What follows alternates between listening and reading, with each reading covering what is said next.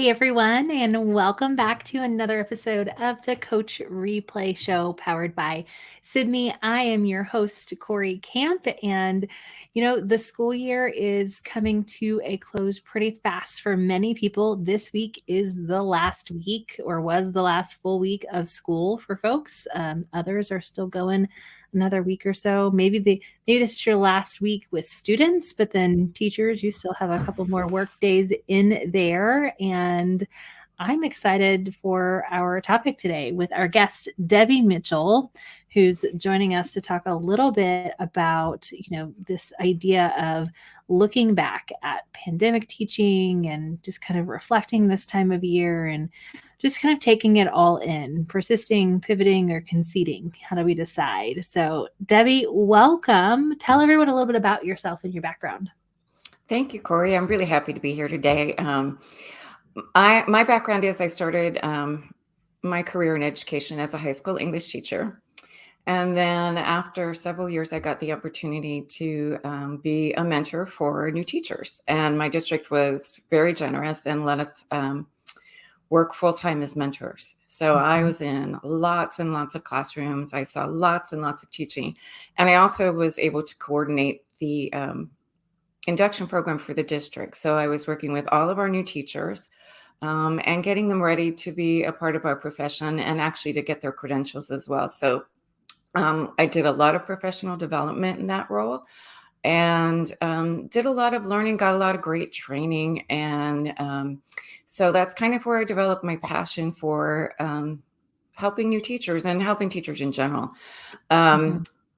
So I retired from that role, but not from helping new teachers. So I'm currently the induction program coordinator for a small elementary school district. And then I'm also still an adjunct professor. So I work with new teachers and interns, and I teach a class on curriculum design. So I just have always been passionate about helping teachers, and I just feel like I wasn't ready to give that up. So that's what I'm still doing. Well, and we definitely needed folks like you who are committed and passionate about support these past few years, as we've kind of come through some definite times of uncertainty. I know in our description for today's episode, we kind of said like that's really been the only thing that's become the norm lately is the uncertainty of it all. But there is a lot that we can learn. We learned to do a lot of pivoting and kind of shifting. And so this is, just like last year when I met with my teachers, we sat down and I worked primarily with teachers who moved full remote last year in a district, and they were looking forward to coming back into the classroom and being face-to-face with students. This year looks different than they had imagined this time last year it would look, but they were also excited about some of the things that they had learned in remote instruction and thinking about what that would look like face-to-face.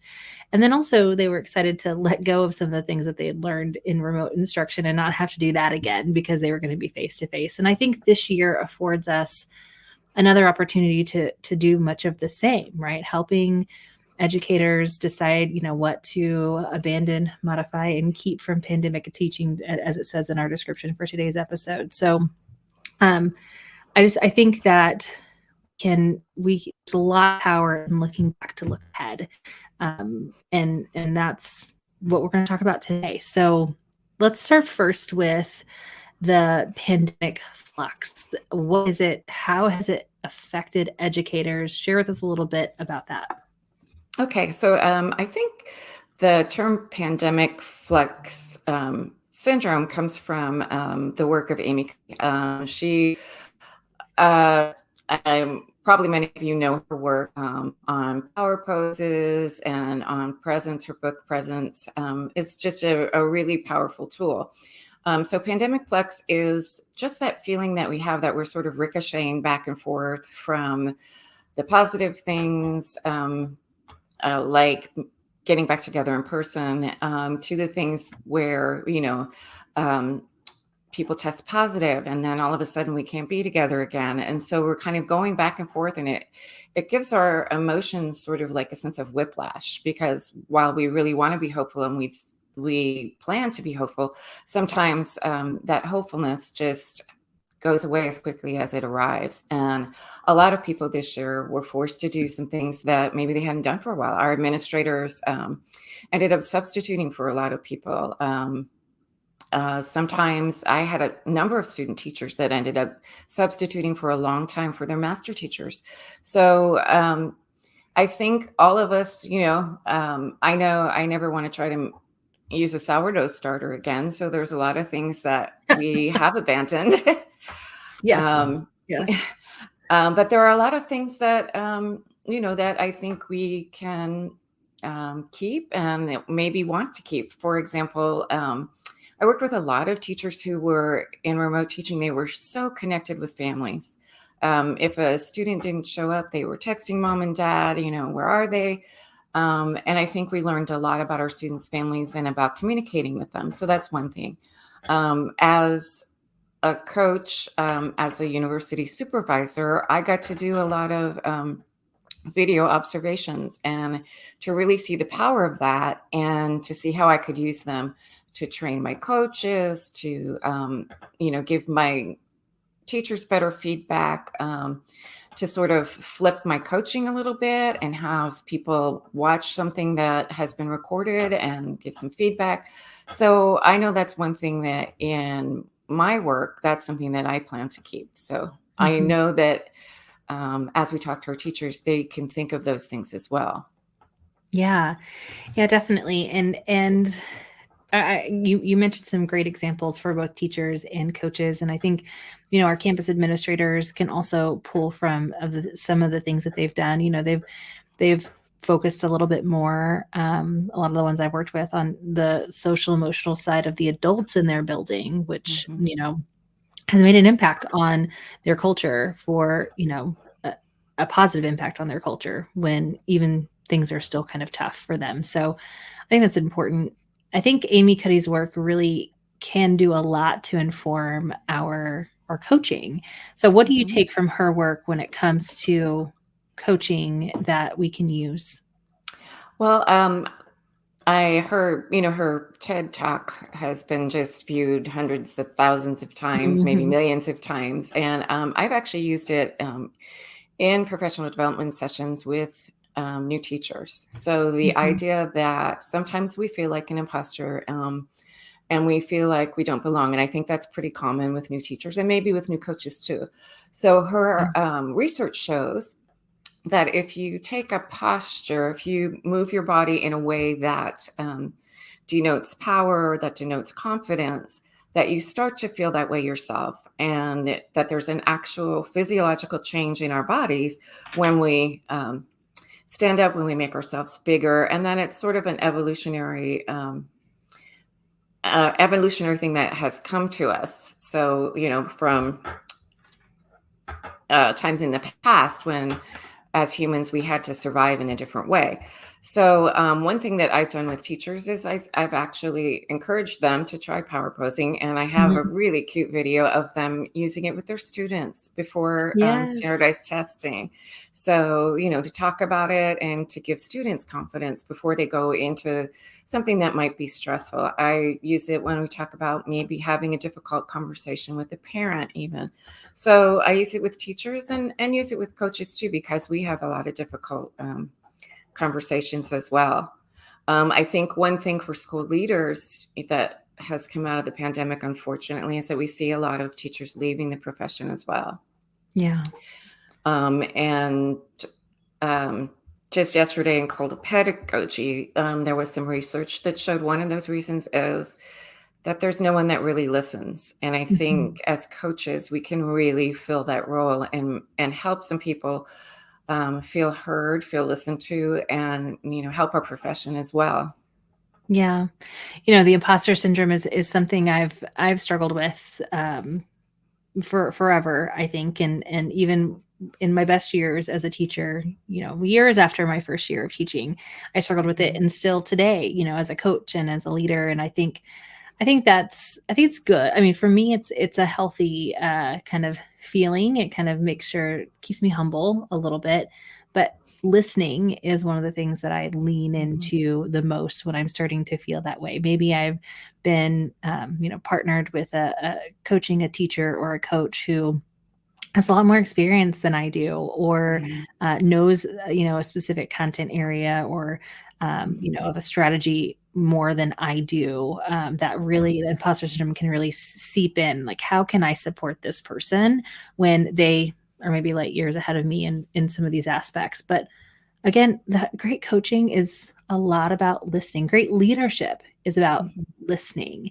And that's been huge. It's been one of the biggest shifts and deeper focuses in my work, and in a lot of the works that the coaches that we coach here at Sibme, has just been, again, focusing on that social emotional side of things, making sure that we're making these personal connections with our adults in our building, so we can support them emotionally, so that they can be there emotionally for our students during such uncertain times. I mean, that seems to be the thing that has been the most taxed for learners of all ages. So I think that's great. And I love the image of, just thinking of students, doing the power pose before doing their standardized test, or, just anything. I think that's powerful work. So I love that Amy Cuddy's work is getting all the way down to the student level in some of those classrooms. That's fun. Really, it is fun, and it is so powerful. I was listening to Brene Brown interview Viola Davis the other day, and speaking of imposter syndrome, this is kind of a little bit of a twist on it. She talked about how sometimes we send a representative. So and that has so much to do with Amy Cuddy's idea of presence. Sometimes we just aren't present. And I think over the last few years, it's been really difficult for people to be present as teachers. They have concerns at home. They have family concerns. We have concerns for the world at large. And so I think it's been really hard. And maybe we have been sending a representative, and maybe there's a time for that. But and I think a lot of times new teachers send a representative. They send somebody that looks like the kind of teacher that they respect and the kind of teaching that they remember. And then it takes a few years sometimes to settle into who we are as a teacher, and to really be present. But hopefully that presence is coming back. And maybe at this time of year, one thing I did encourage my teachers to do, I said, if you love sitting on the carpet and reading stories with your class, do one more. If your thing is going outside and playing a game, do that. Do the things that connect you right now to teaching. Do the things that made you become a teacher, because those are the important things, and those are the things that will make you present and will make you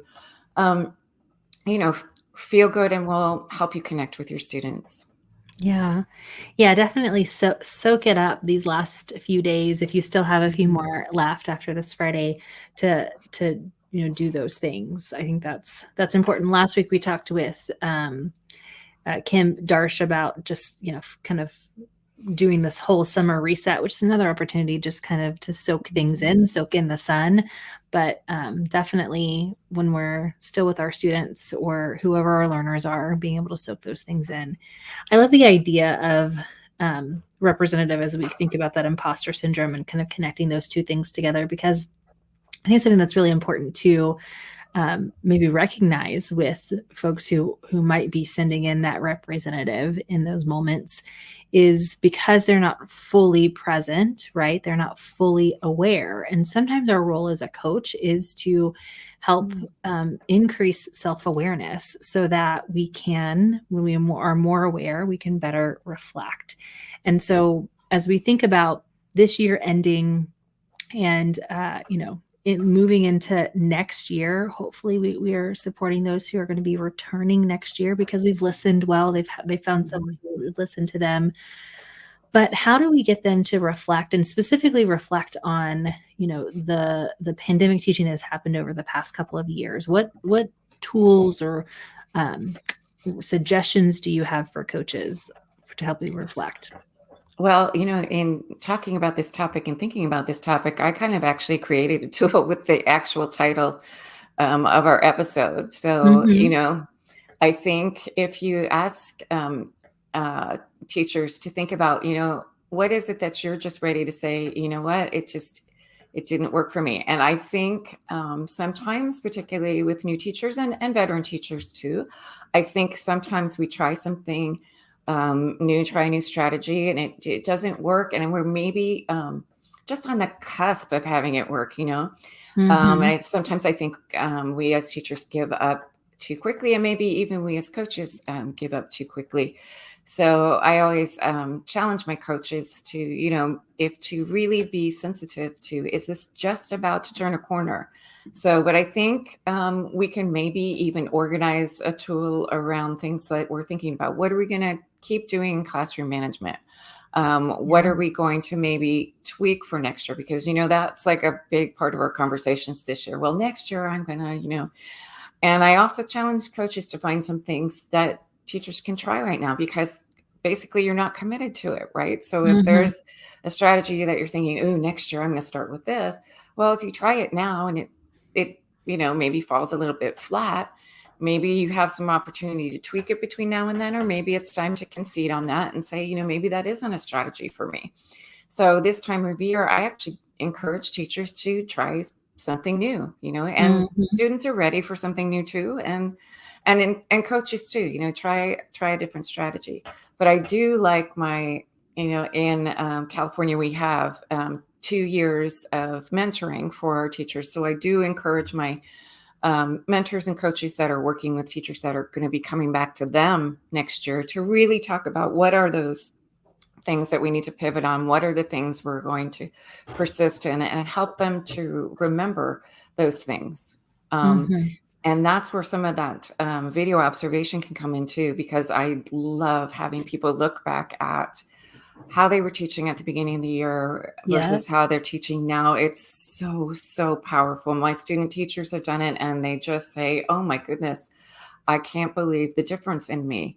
And I like to look back too and see the difference in them so that I can make that comment. So if you have some of those things available to you, some of those tools, I would encourage you to do that too. Look back yourself at how they began teaching Yeah. um, at the beginning of the year, and how, you know, the progress that they've made. So if that's available to you, I really do encourage you.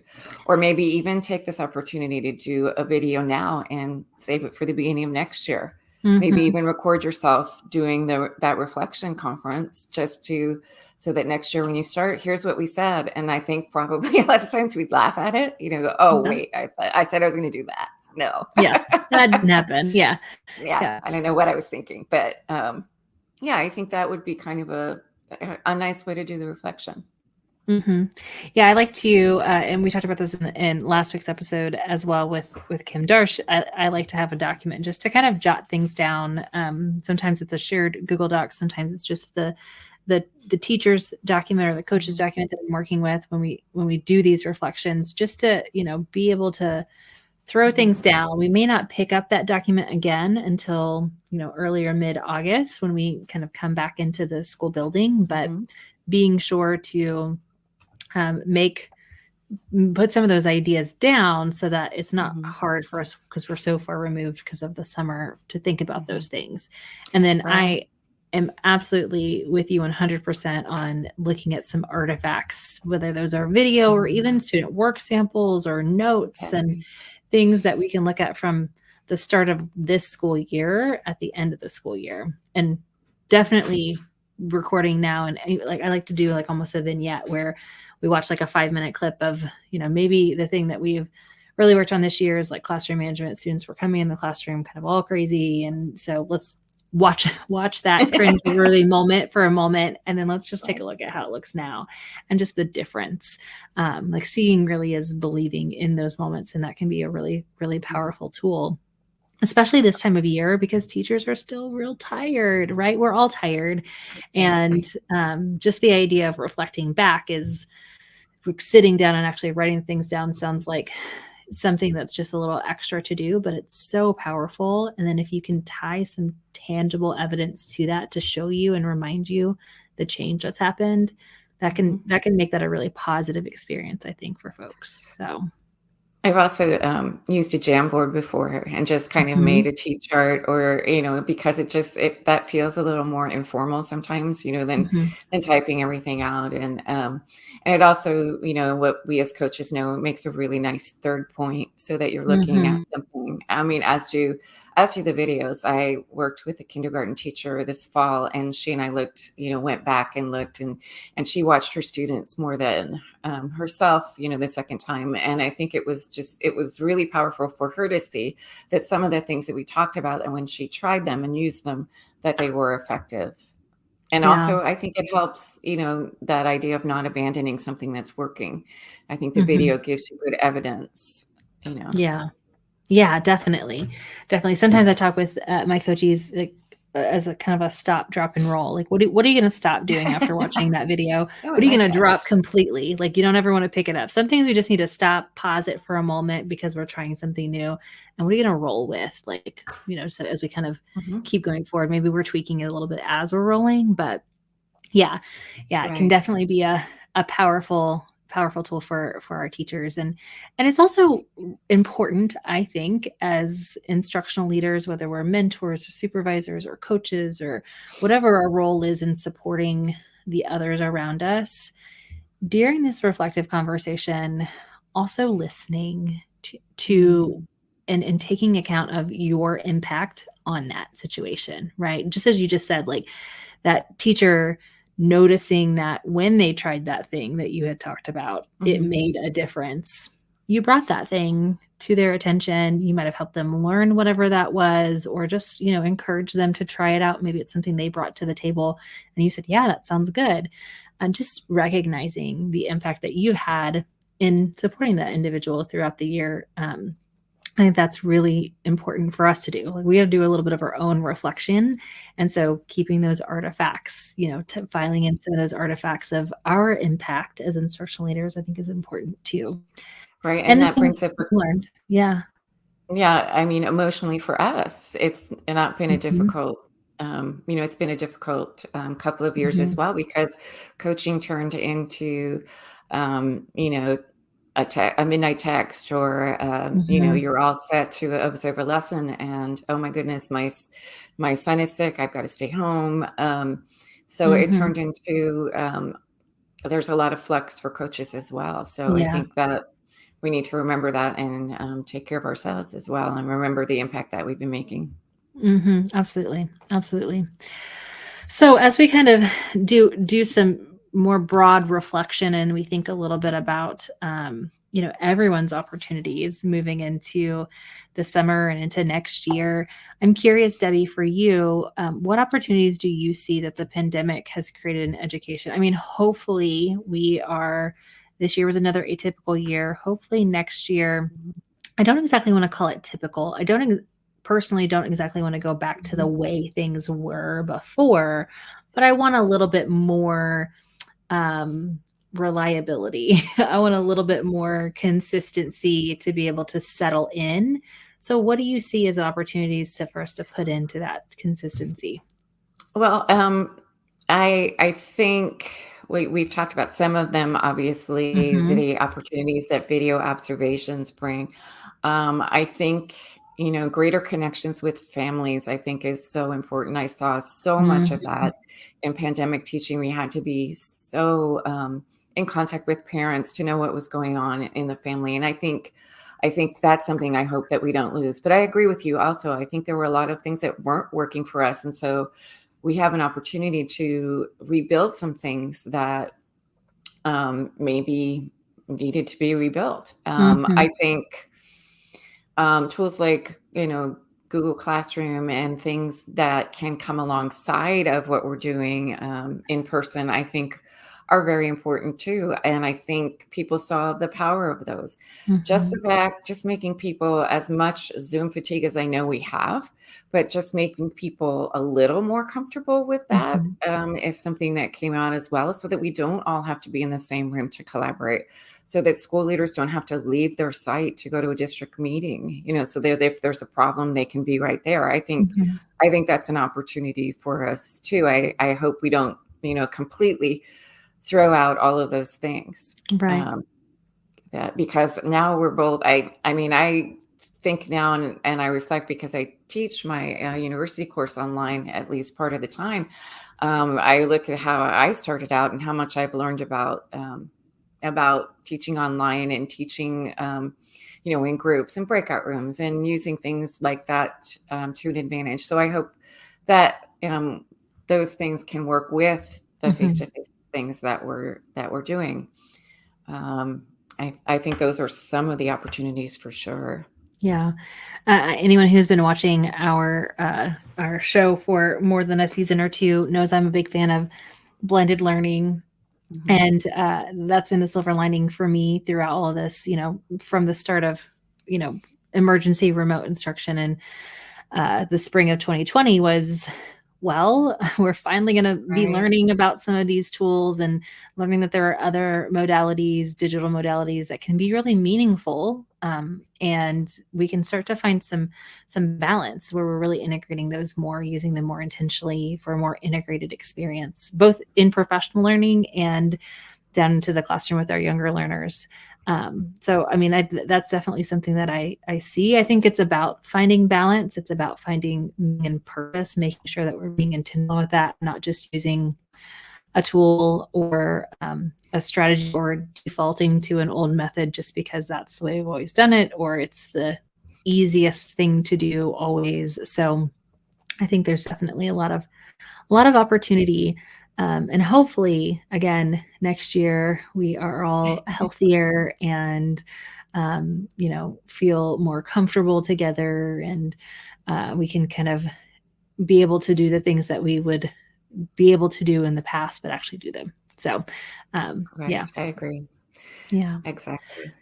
Yeah. Well, this has been awesome, chatting with you, Debbie, just kind of thinking about these ways to reflect. And I love hearing that you're using video with your teacher candidates, because we're seeing more and more teacher candidates come through with that tool, a stronger tool for reflection, because they've utilized video in some different ways in their teacher preparation. And it just really, really is powerful. I'm a big believer of it. Next season, we are, just as a teaser and a sneak peek to folks, next season, we're planning on bringing more video back into the show, where we'll be doing some video breakdowns of instruction and just kind of talking a little bit about coach moves and moves, like we did season 1. We kind of stopped that whenever our in-person classroom shifted to online. Didn't have any examples of that for video-wise. So moving back into that world here on the Coach Replay Show, getting back to the heart of some of the things we were wanting to do with our show. And I'm sure Debbie will have you on to do some of that stuff. Great. That sounds great. That sounds awesome. Well, and I'm looking forward to using more video with my coaches as well. I've just started doing that. So it's giving them feedback on their coaching. So it's powerful. I really like it for that as well. So I always record my coaching sessions with my teachers, even the in-person ones, just because it's a powerful tool for both of us to reflect, the teacher and myself, and the coaches that I coach as well. And it's just, it can, just the same way it can in the classroom. We're facilitating learning, right, as a coach with whoever we're coaching. And it's important that we're reflective too. So, well, folks, you can access Debbie's notes and takeaways if you're interested. If you're, still hadn't seen, like, if you're wondering, like, power poses, what's that? Because that's some of her older work, Amy Cuddy's. We've got some links to those things, more on the pandemic flux and Brene Brown's talk that we've mentioned. A couple of other great tools in there for reflection and just kind of thinking about how we support people socially and emotionally. And I'm just so looking forward to the summer months and everyone getting a chance to just reset just a little bit and seeing everyone again next year. So this isn't the last episode of the season, folks. So be sure to still follow, like, and subscribe to social media. But Debbie's one of our last guests on the show this season. So thanks for helping us round it out. Great. Thank you so much. I really enjoyed it. Yeah, great having you on. All right, folks, we'll tune in next week. We have another episode. Kim and I are going to I don't know what we're going to do next week. We haven't quite figured it out. We're going to be talking about reflections ourselves, some things that we've learned over the course of this year, both in our work and in the work that we've done working with other coaches and leaders across the US and across even into some other continents. So join us as we talk a little bit about that. We'll also have some more information on some great free learning opportunities for you all this summer coming up in June. And we will see you all next week on the Coach Replay Show. Thanks, everyone. Bye, y'all.